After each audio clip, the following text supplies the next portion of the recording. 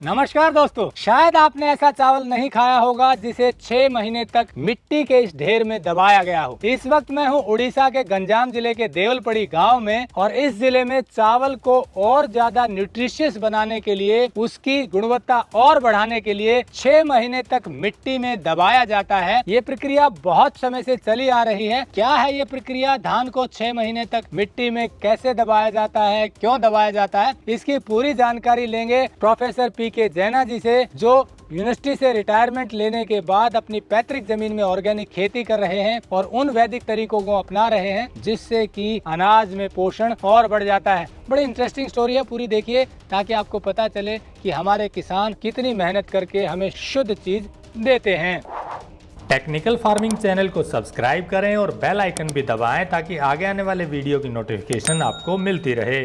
तो दोस्तों, आप हैं प्रोफेसर पी.के. जैना जी। वॉलेंटियरली रिटायर लिया, हरियाणा के गुरु जम्बेश्वर विश्वविद्यालय में पत्रकारिता विभाग में पढ़ाते रहे हैं। अब अपने पैतृक गांव में आकर के ऑर्गेनिक फार्मिंग कर रहे हैं। उड़ीसा के गंजाम जिले के रहने वाले हैं। Professor PK. जैना जी से जानते हैं कि ये क्या तरीका है धान को दबाने का जिससे कि न्यूट्रिशियस वैल्यू बढ़ जाती है। सर नमस्ते। ये सर क्या तरीका है जी, बताइए। वो जो तरीका आप बात कर रहे थे वो सदियों से चलता आ रहा है। दो चावल होता है, सेला होता है और परमल होता है। सेला चावल आयुर्वेदिकली परमल चावल से बेहतर है, वो मान्यता है। तो ऐसे दबा के रखने से वो सेला चावल का इफेक्ट वो करता है। हमारा यहाँ उड़ीसा में, खास करके नॉर्थ उड़ीसा में वो प्रक्रिया है नहीं। गंजाम में हम लोग परमल खाते हैं, लेकिन नॉर्थ उड़ीसा में वो लोग सेला खाते हैं। इस लोगों का मानना है कि अगर वो लोग सेला नहीं खाएंगे, इसे परमल खाएंगे तो इस लोगों का गैस होता है और कुछ क्या क्या प्रॉब्लम होता है इस लोगों को खाने के लिए। लेकिन जब वो चावल खाते हैं जो 4, 5, 6 मंथ ऐसे जमीन के अंदर रखा गया है, वो खाने से इस लोगों को सेला का जो इफेक्ट है वही मिलता है। तो ये प्रक्रिया क्या रहती है sir? What is the process normally एक, जितना आपका धान आप अंदर रखोगे इतना एक बड़ा पीट किया जाता है। पीट करने के बाद नीचे, क्योंकि जमीन और धान के बीच ऐसे करने के लिए नीचे इसको हम पट्टू बोल के कहते हैं, जो स्ट्रॉ डस्ट वो डालते हैं। इसके ऊपर फिर स्ट्रॉ डालते हैं। साइड वॉल में स्ट्रॉ में बना हुआ एक बहुत बड़ा रोप वो है, इसको भी हम वॉल कर देते हैं। फिर धान इसमें डालते हैं, ऊपर कुछ तारपलिन वगैरह देते हैं। जैसे एक ही वो प्रक्रिया ऐसे है कि आप किस रंग से करो, कैसे भी करो, मिट्टी के साथ वो नहीं आना चाहिए। एक इंसुलेटर जैसे वो काम करेगा। फिर मिट्टी डाल दिया जाएगा, क्योंकि जितना पीट किया गया है वो जो मिट्टी है, क्योंकि पीट तो धान में भर गया, तो वो जो मिट्टी ऊपर रहता है जो आप देख रहे हैं ऐसे हिप जो देख रहे हैं वही है। तो इसमें आप बता रहे थे कि पानी का छिड़काव भी करते रहना पड़ता है। एक्चुअली वो जो ऊपर बारिश होगा, बारिश हो तो नीचे वाला जो है वो जो प्रक्रिया, रियल प्रक्रिया जो जिसके मैं आपको बता रहा हूँ, वो जो इफेक्ट सेला चावल का इफेक्ट जो आता है, ऊपर अगर बारिश ना हो, बिल्कुल मान लीजिए आप इसको दबा के रखा है, कोई बारिश नहीं हुआ है, तो इसका इफेक्ट ऐसा कुछ नहीं होगा, बहुत कम होगा। तो इसलिए हम क्या करते हैं, अगर बारिश ना हो तो हम पानी ऐसे छिटकाते हैं। तो सर ये तो बड़ी मेहनत का काम है कि आप बता रहे हो कि 2 तरीके हैं धान से चावल निकालने के, या तो रख दिया कुछ समय के लिए, साल भर 6 महीने, और सीधा मिलिंग करवा लिया। लेकिन आप इस तरीके से करेंगे तो बड़ी लेबर इंटेंसिव काम है। पहले गड्ढा खोदते हैं, फिर उसके बाद आप इसमें पुआल लगाते हैं, नीचे कुछ और डस्ट लगाते हैं, फिर रखते हैं, मिट्टी भरते हैं। तो इतनी मेहनत के पीछे कारण क्या है कि दूसरा तरीका भी है? मेरा मानना है, अगर कोई चावल भेजेगा या रेस्टोरेंट खोलेगा, जो भी है, अगर वो प्यार से अपना कस्टमर को नहीं खिला सकता, he has no business to be in the business. So मैंने वो सोचा कि चावल में दूंगा तो टू दी बेस्ट, जहाँ बेस्ट किया जा सकता है। तो मेरा जो चावल है, एक जैसे पहले बताया मुझे, पुराना चावल भी ऐसे 2 साल से ज़्यादा पुराना हो तो इतना अच्छा नहीं लगता है, लेकिन पुराना चावल ही किया जाता है, क्योंकि जो भात है बहुत अच्छा बनता है, अलग अलग रहता है। और जब ऐसे दबा दो तो सेला चावल जैसे और खिले खिले मीन्स खिलता है, बहुत अच्छा लगता है और शरीर के लिए अच्छा है। जैसे मैंने बोला गैस का प्रॉब्लम ऐसे ऐसे बोलता है, वो है आयुर्वेदिकली इसका वैल्यू बढ़ जाता है। तो इसलिए इतना सारी मेहनत करना पड़ता है। I don't mind for that. तो सर आपका कहना है कि आप कस्टमर को अच्छी चीज देना चाहते हैं, ज्यादा न्यूट्रिशियस हो, इसीलिए ये सारी मेहनत कर रहे हैं। नहीं तो धान सीधे भी निकलवा करके चावल बेच सकते थे कुछ समय रखने के बाद। तो इसमें फर्क आता है कस्टमर का कुछ, कि वो आप ये चीज दे रहे हैं और वो दूसरी का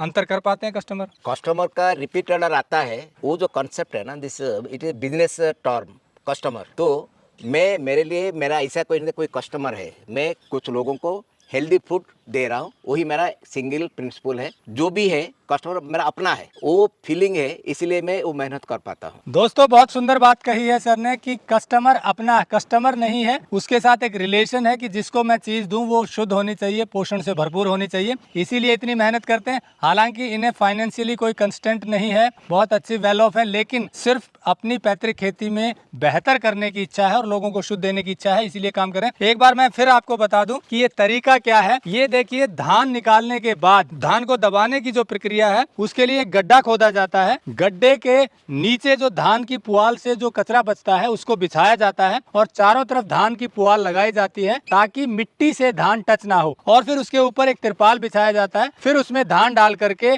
और चारों तरफ पुआल लगा करके जो मिट्टी बाहर निकली थी गड्ढे को खोदने के बाद, उसी मिट्टी को इतनी ऊपर लेयरिंग कर देते हैं और 5 से 6 महीने इसको यहाँ रखा जाता है। और ऊपर से बारिश हुई तो बहुत अच्छा, नहीं तो पानी का छिड़काव करते रहते हैं। 6 महीने बाद इसे निकालते हैं और फिर उस धान की मिलिंग करते हैं, यानी कि उसे चावल निकालते हैं और सर खुद ही उसको पैक करके उपभोक्ताओं तक सीधे पहुंचाते हैं। जैसा आप जानते हैं कि जो शुद्ध चीजें तैयार करते हैं उन्हें हम आपसे मिलवाते हैं। और यहाँ मैं आपको एक और बात बता दूं कि सर हमारे टीचर रहे हैं, मास कम्युनिकेशन हमें पढ़ाया है, और जब रिटायरमेंट हो गई तो अपने गांव में आ गए और आज हम यहाँ इनसे मिलने और स्टोरी कवर करने आए हैं। और सर वहाँ भी इतनी शिद्दत से हमें पढ़ाते थे और आज ऑर्गेनिक फार्मिंग भी ईमानदारी और शिद्दत से कर रहे हैं। अब सवाल यह है कि आसपास के रहने वाले लोग ये चावल ले कैसे सकते हैं। हालांकि मार्केटिंग की अब सर को कोई दिक्कत नहीं है, फिर भी कुछ लोग होते हैं कि इस तरह का चावल लेना चाहते हैं। तो सर क्या बोल कर लेते हैं ये चावल, क्योंकि डिफरेंट तो है, इनमें अंतर तो है।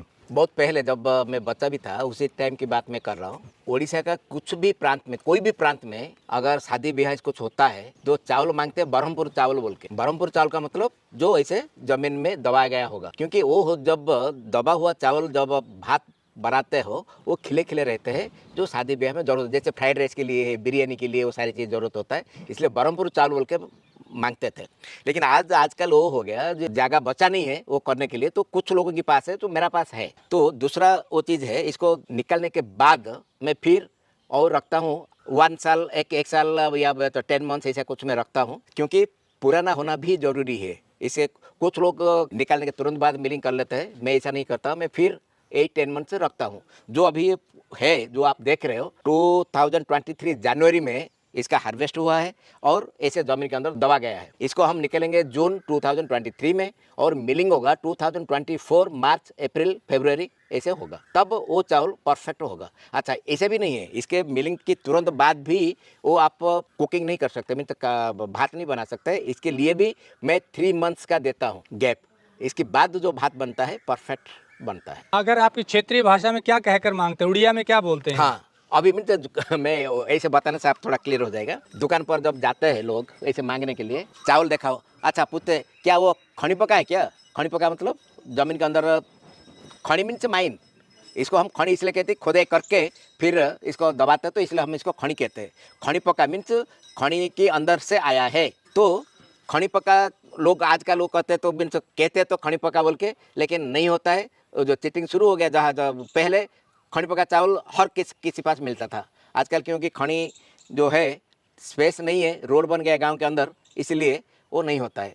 तो लोग ढूंढते हैं and only when they are very sure, शादी ब्याह के लिए खड़ी पका लेके जाते हैं। तो ये खड़ी पका बोलते हैं उड़िया भाषा में इसे। और खड़ी पका आपको बता दूं, उड़ीसा में 2 ही जिलों में ये प्रक्रिया अपनाई जाती है, एक गंजाम और एक गजपति। हालांकि पहले ये दोनों जिले एक ही होते थे, अब अलग अलग है। इन्हीं 2 जिलों में ये प्रक्रिया जो खड़ी पका बोला जाता है, जिसे जमीन में दबाकर 6 महीने रखते हैं, वो प्रक्रिया अब यही है और यहाँ भी बहुत कम हो गई है। कुछ लोग हैं जो अभी कर रहे हैं। मैं एक चीज और बता दूं, ये जो धान इसके अंदर दबाया गया, प्योर ऑर्गेनिक तरीके से उगाया गया। सर ऑर्गेनिक खेती करते हैं, केमिकल फ्री खेती करते हैं। हालांकि बहुत कठिनाई आती है, पर इनका मोटिव ये है कि एक अवेयरनेस आए लोगों में और लोगों को शुद्ध चीज मिले। सर का हमने नंबर दिया हुआ है, इसकी और जानकारी आप ले सकते हैं। और यदि सर के पास चावल एक्स्ट्रा थोड़ा हुआ तो वो मिल भी सकता है। उड़ीसा में गंजाम जिले के आसपास रहने वाले सीधे संपर्क करके ले सकते हैं, बाकी लोग कुरियर से भी मंगवा सकते हैं। तो दोस्तों, इसके बारे में और कुछ आपको बताना है या पूछना है तो कमेंट सेक्शन में आप लिख सकते हैं। एक और स्टोरी हम सर की आपको दिखाएंगे जिसमें ऑर्गेनिक फार्मिंग के बारे में विस्तार से चर्चा होगी। जुड़े रहे टेक्निकल फार्मिंग से। नमस्कार, जय हिंद। अगर आपको यह वीडियो पसंद आया है तो ज्यादा से ज्यादा लाइक और शेयर जरूर करें। साथ ही चैनल को सब्सक्राइब करना ना भूलें।